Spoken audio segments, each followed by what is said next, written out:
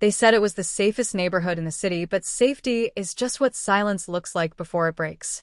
And that was the moment Maple Creek stopped being a neighborhood and became a confession booth. Once secrets learn how to speak, they never whisper again. But every system has a creator, and every creator leaves fingerprints.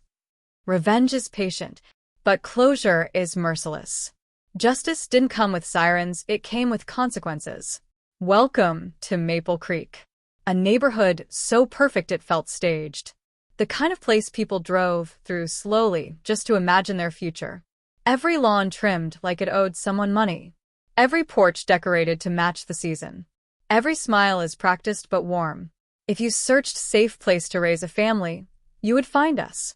If you searched perfect neighborhood, you would find our faces.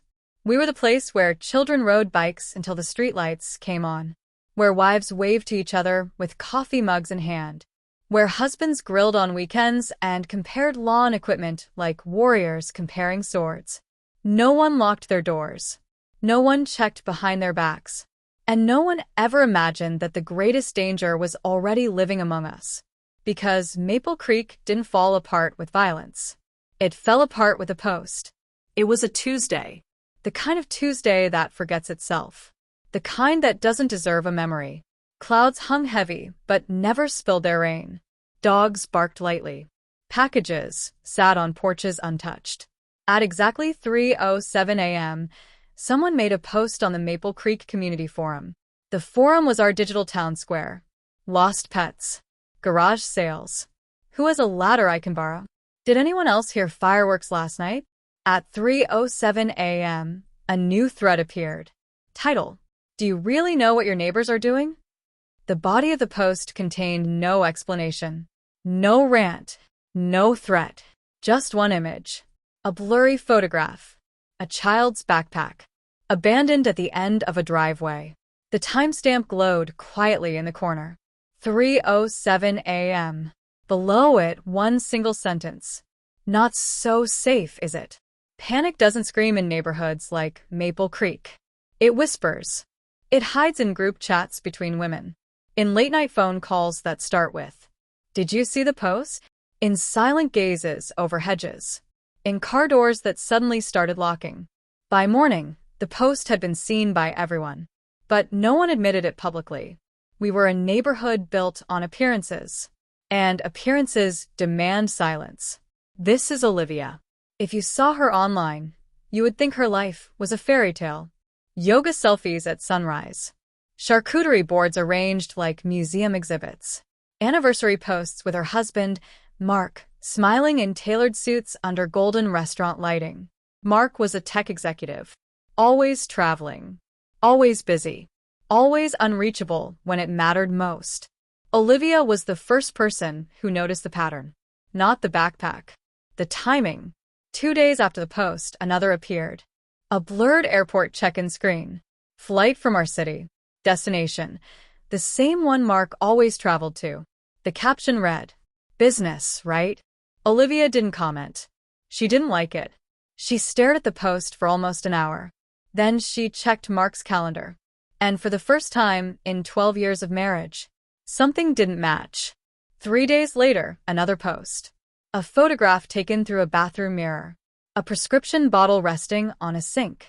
The label is partially hidden. But the medication was unmistakable. It was not for stress. It was not for sleep. It was for a condition no one in Maple Creek openly talked about. The caption. Wrong bathroom, Mark. Olivia didn't cry. She didn't scream. She did what people who betray always do first. She became quiet. Paranoia spreads differently than fear. Fear runs. Paranoia stays. It settles into your chest and decorates your thoughts like spiderwebs. Suddenly, everyone was watching. Ben, the stay-at-home dad, started standing out. Always helpful. Always available. Always walking his dog at hours no one else did. 1 a.m. 3 a.m. 5 a.m. Too friendly. Too curious. His eyes lingered when people spoke, like he was collecting something. And then there was Judge Eleanor. Retired. Respected. The moral spine of the street. She spent hours in her rose garden. Clipping. pruning, watching. Her blue eyes missed nothing. To most people, she was comforting. To Olivia, she was unsettling. Then the posts turned surgical. A screenshot of a deleted dating message.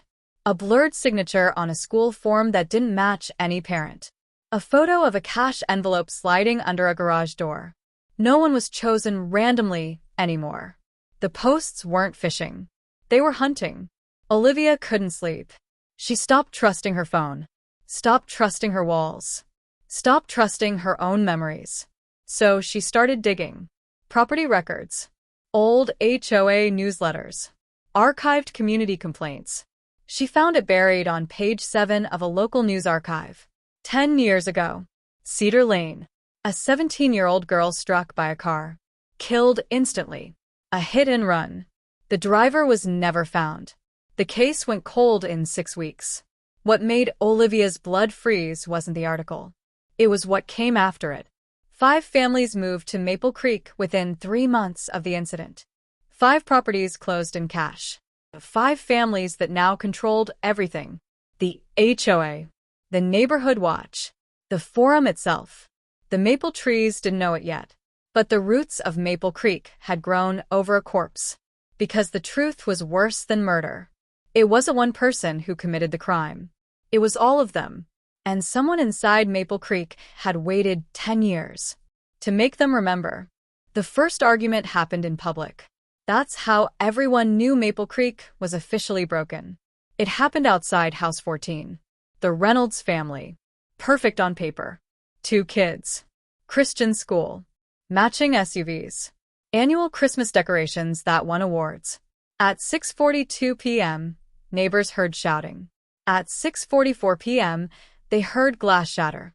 By 6:50 p.m., everyone was outside pretending not to watch. Mrs. Reynolds stood barefoot on the lawn, crying. Mr. Reynolds screamed accusations that no one could make sense of. You promised me it was gone. I deleted it. The post says otherwise. At 6:53 p.m., a phone notification went off across half the street. Another forum post. A video. 30 seconds long.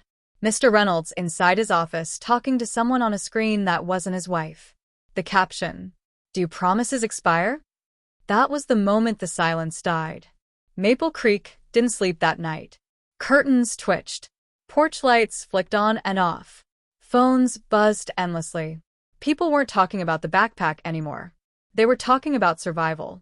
Olivia sat in the dark with her screen brightness turned low. Mark hadn't come home. She didn't call him. She already knew where he was.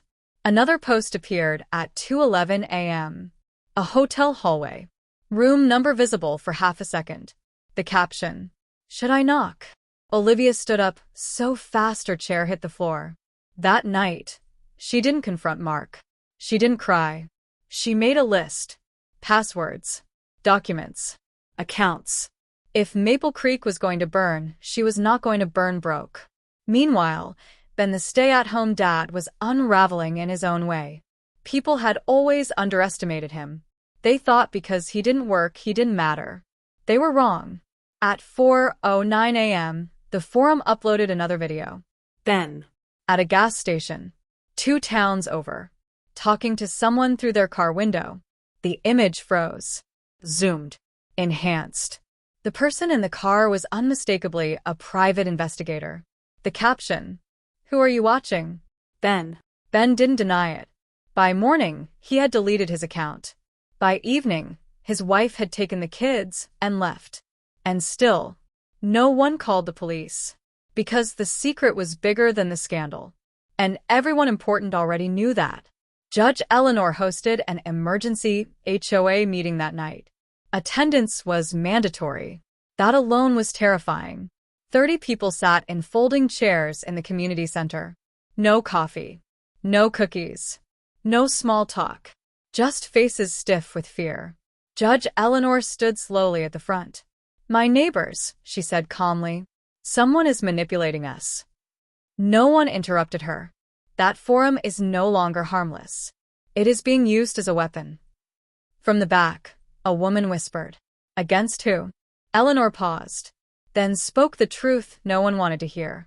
Against all of us. A man stood up. What about the backpack? Eleanor's jaw tightened slightly. That, she said carefully, was a provocation. A test. And it worked. Olivia watched Eleanor differently now. The way she spoke. The way she controlled silence. The way fear bent toward her authority without resistance. Power doesn't need to shout. It only needs to be believed. By Thursday, the posts became cruel. A screenshot of a foreclosure warning letter. A photo of a needle hidden in a bathroom trash can. Bank statements. Medical diagnosis emails. It wasn't just about exposing secrets anymore.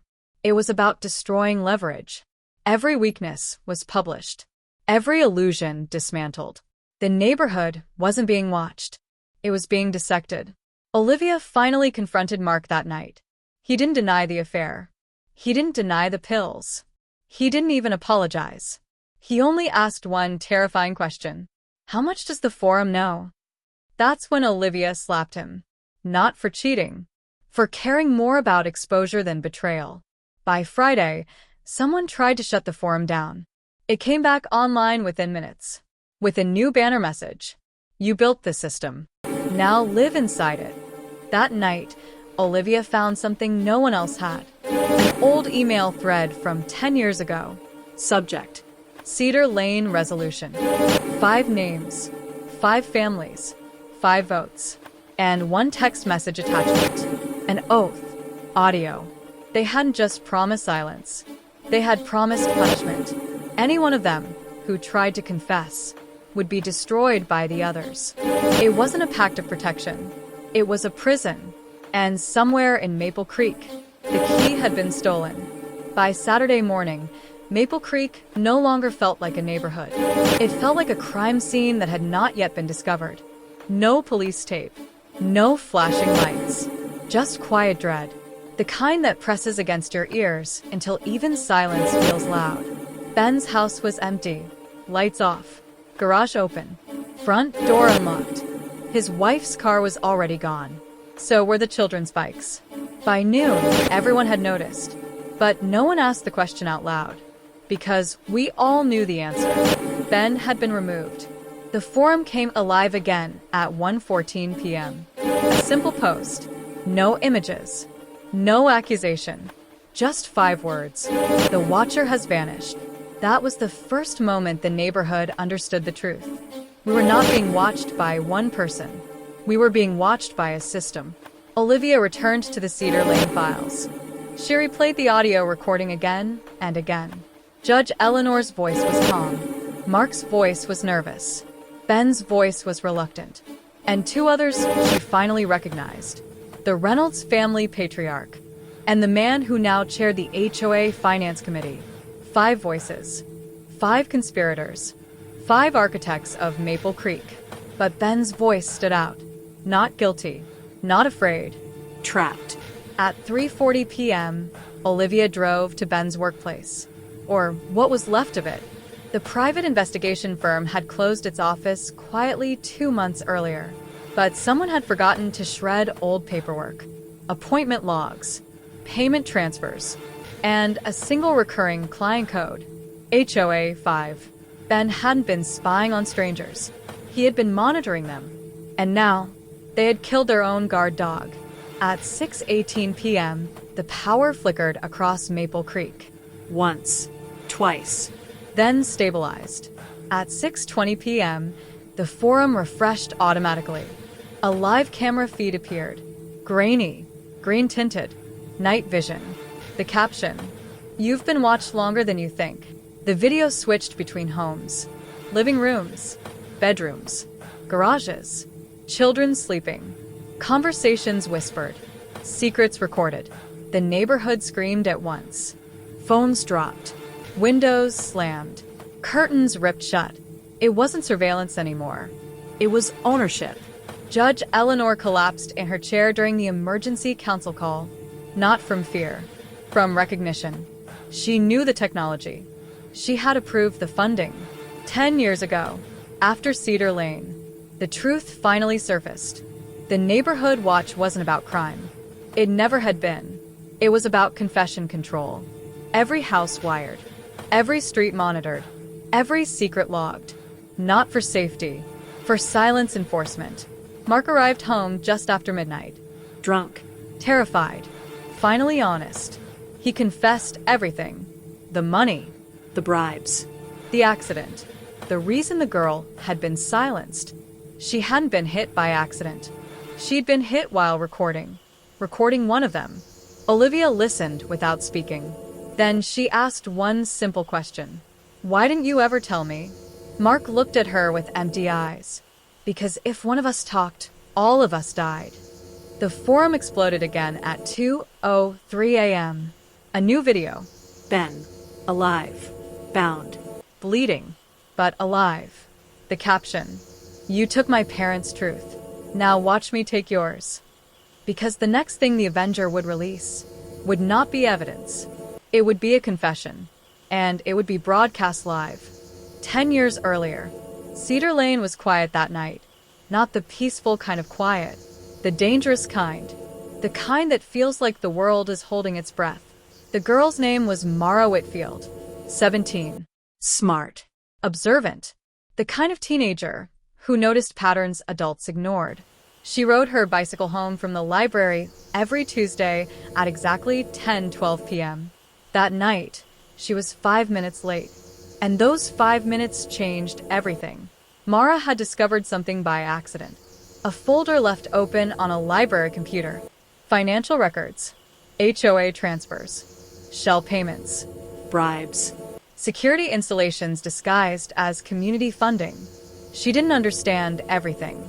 But she understood enough to know something evil was hiding behind perfection. She printed what she could. Saved the rest to her flash drive. She planned to give it to a local reporter the next morning. She never made it. The car that hit her didn't speed away in panic. It stopped. 3 people got out. One of them recognized her. That recognition sealed her fate. Judge Eleanor was there. Younger then. Sharper. Already powerful. Mark was there. Shaking. Panicking. Ben was there. Begging them to call the police. The Reynolds patriarch was there. Cold. Calculating. And the 5th man, the one who truly ordered it, stood silent. Listening. Deciding. Mara was still alive when they stood over her. She whispered, I have copies. Those 3 words doomed her. They didn't mean to kill her. They meant to silence her. But fear makes amateurs brutal. By sunrise, the story was clean. Hit and run. No witnesses. No suspects. Just tragedy. The pact was born that night. Not out of loyalty. Out of terror. They swore. Never confess. Never betray. Never allow one of their own to fall. And if one did, the others would destroy them. Not with bullets. With exposure. Ben never wanted to be part of it. He was dragged in. Paid off. Trapped. His role became the watcher. To ensure obedience. To monitor temptation. To stop guilt before it became confession. The girl's mother never believed the official story. She lost everything. Income. Mental health. Community. But she never lost her suspicion. And suspicion can grow into patience. The Avenger wasn't acting out of rage. She was acting out of inheritance. Back in the present. The live countdown appeared on the forum at exactly 11 p.m. Confession stream. 60 minutes. Maple Creek collectively stopped breathing. The families who built the lie gathered in Judge Eleanor's home. 5 people. 10 secrets. 1 microphone. They debated surrender. They debated legal strategy. They debated escape. No one debated the truth. Ben appeared on screen. Bruised. Bleeding. But smiling. I watched you protect yourselves for 10 years, he said. Tonight, you protect her. The first confession began. Not with the killer. With the coward. Mark spoke. He admitted the accident. The bribe. The money transfers. The cover-up. His voice broke. Olivia closed her eyes and mourned the man she had never known. Then the second confession. Judge Eleanor. Cold. Controlled. She admitted orchestrating the shutdown. Manipulating the investigation. Destroying evidence. Silencing witnesses. Her voice never cracked. Then the third confession. The Reynolds patriarch admitted to moving Mara's body. hiding her bike, paying off the tow company, buying silence. The fourth confession never came, because the fifth man stood up and pulled a gun. The gun trembled in the fifth man's hand.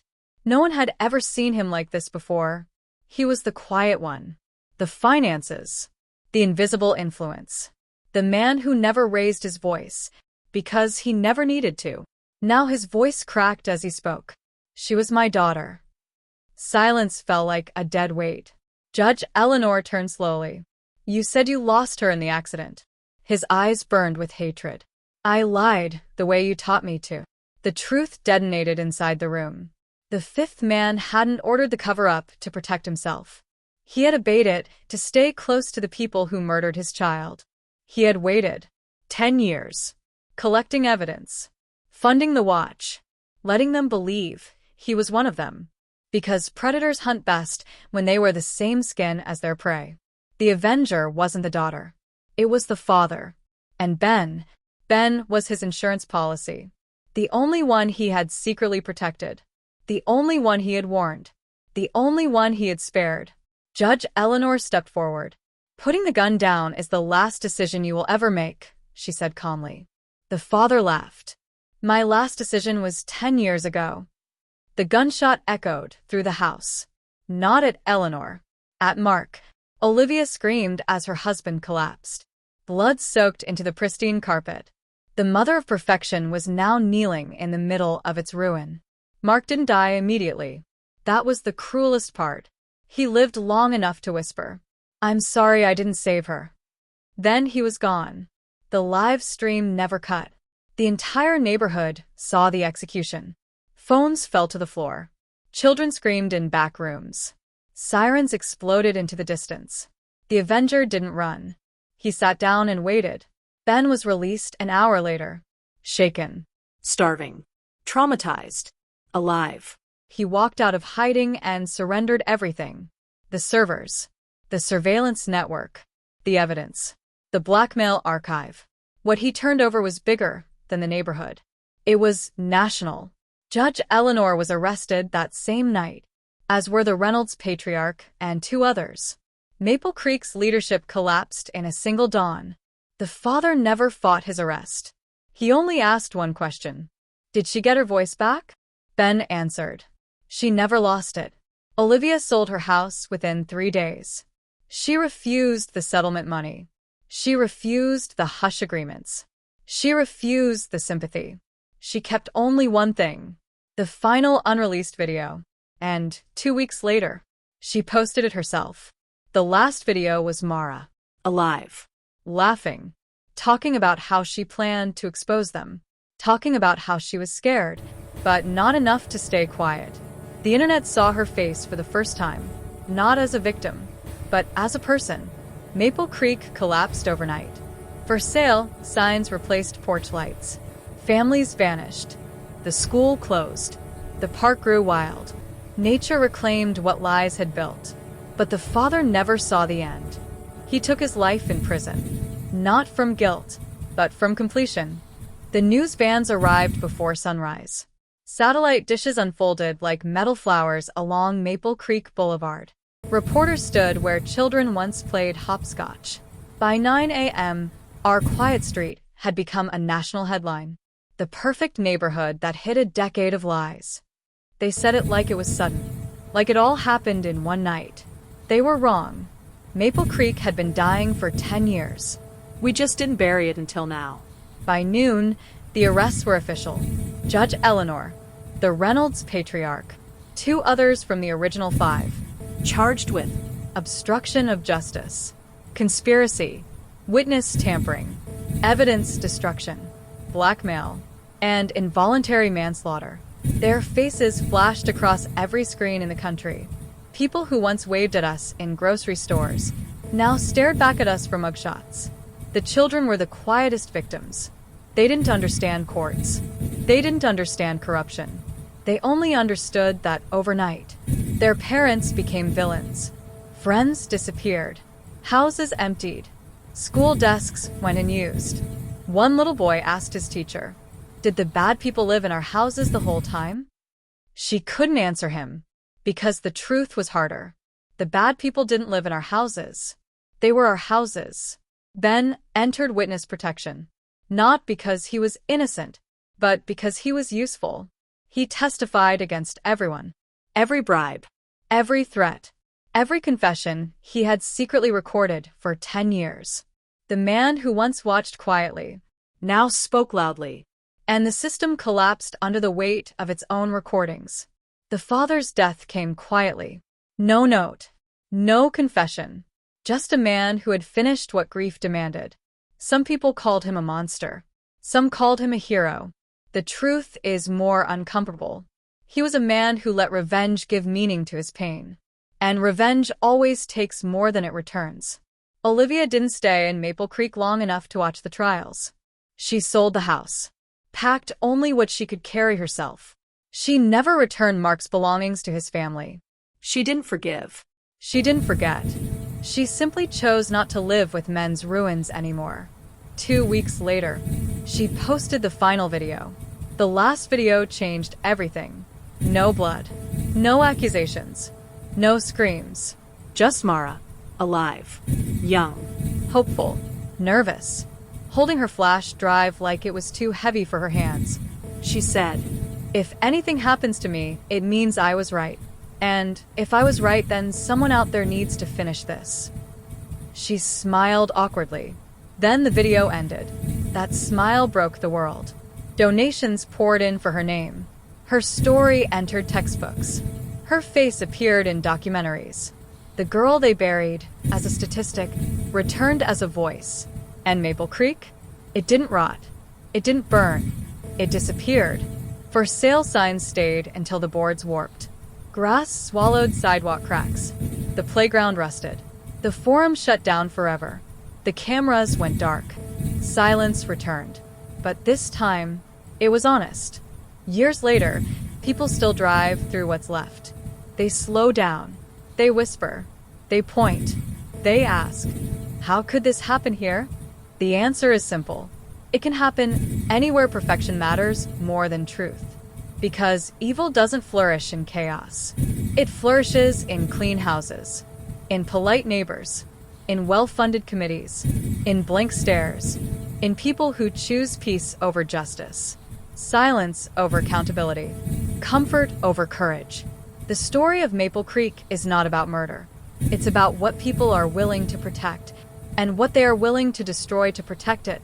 So, I'll leave you with this question. If your neighborhood demanded silence in exchange for safety, would you keep the secret? Or would you become the one they fear most? The one who breaks the pact. And remember, not all monsters hide in the dark.